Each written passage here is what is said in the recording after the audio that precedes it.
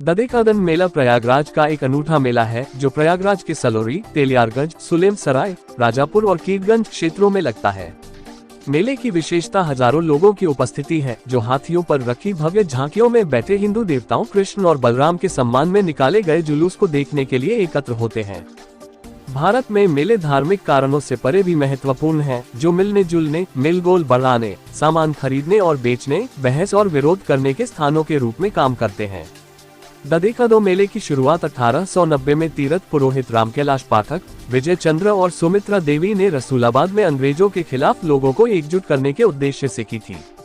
British शासन के दौरान सलोरी, तेलियारगंज, सुलेम सराय और कीरगंज के इलाके छावनी क्षेत्र थे जहां भारतीयों को एकत्र होने की अनुमति नहीं थी। यह मेला तब भारतीयों के लिए उन क्षेत्रों में इकट्ठा होने और एकजुट होने के लिए एक आदर्श बहाने के रूप में काम करता था, जिससे उन्हें कम निगरानी के साथ सूचनाओं का आदान प्रदान करने की अनुमति मिलती थी। महाराष्ट्र के गणेश चतुर्थी समारोह और दुर्गा पूजा से प्रेरणा लेते हुए बंगाल में उत्सव के दौरान इस मेले को कृष्ण को समर्पित करने का निर्णय लिया गया।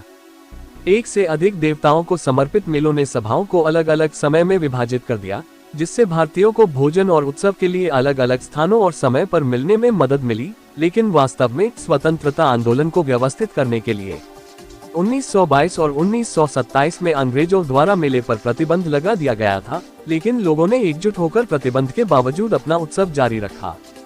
दधीकादन नाम की उत्पत्ति संस्कृत के शब्द दधी दही और कांदो कीचड़ से हुई है, जिसका श्रेय भगवान कृष्ण को दही के प्रति प्रेम को दिया जाता है। दही का संदर्भ अतिरिक्त रूप से विदेशी शासन के प्रति अवज्ञा का प्रतीक हो सकता है, क्योंकि पारंपरिक समाज में किसी भी बहुत बुनियादी चीज के संदर्भ को संज्ञानात्मक रूप से किसी की जड़ों के संदर्भ के रूप में समझा जा सकता है। समय के साथ मेले का स्वरूप बदल गया है। स्वतंत्रता पूर्व कुछ 100 लोगों की सभा अब बढ़कर लाखों लोगों तक पहुंच गई है। मेले को शुरुआत में पारंपरिक मशालों या मशालों से रोशन किया जाएगा, उसके बाद गैस लाइटिंग से रोशनी की जाएगी। 1960 के दशक में बिजली की रोशनी ने पहले के तरीकों को बदल दिया, जिससे सभा सुरक्षित, बड़ी और अधिक समावेशी हो गई। प्रारंभ में भगवान कृष्ण और बलराम की मूर्तियां भक्तों के कंधों पर बैठती थीं, जो बारी बारी से उन्हें ले जाते थे, लेकिन 1970 के दशक से देवताओं को विशाल चांदी की झांकियों में ले जाया जाता है।